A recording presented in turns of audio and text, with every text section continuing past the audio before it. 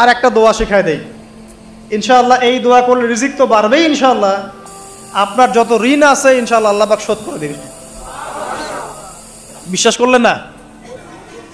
এই দোয়া শিখাই দিচ্ছি, এজন্য আমাকে হাদিয়া দেওয়া দরকার, স্পেশালি আমাকে এখন হাদিয়া দেওয়া দরকার। একটা গুরুত্বপূর্ণ দোয়া শিখাই দিচ্ছি। আলী রাদিয়াল্লাহু আনহু বলেছেন, কোনো ব্যক্তির যদি পাহাড়ের সমানও ঋণ থাকে, এই দোয়া যদি আমল করে আল্লাহ পাক ওই ঋণও শোধ করে দিবেন ইনশাআল্লাহ। ঋণ কেমন জানেন? ওই যে এখন মানুষ ঋণ নিচ্ছে 1 কোটি টাকা ব্যাংক থেকে, 2 কোটি টাকা ব্যাংক থেকে, হ্যাঁ, কত বছর, 10 বছরের জন্য, 20 বছরের জন্য বাড়ি করছে, তাই না? তার ধারণা এমন যে সে মারা গেলে তার ঋণটা কেউ না কেউ শোধ করে দিবেই দিবে, তাই তো?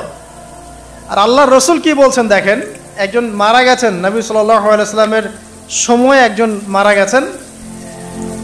তো নবী করিম সাল্লাল্লাহু আলাইহি ওয়াসাল্লাম বলছেন, এই ব্যক্তির কি কোনো ঋণ আছে? একজন সাহাবী বলেন, হ্যাঁ ইয়া রাসূলুল্লাহ, তো ঋণ আছে। নবীজি বললেন, তোমরা ওর জানাজা পড়ো, আমাকে ডেকো না। তোমরা ওর জানাজা পড়ে নাও, আমি জানাজা পড়তে চাচ্ছি না। আমি এখন কেমন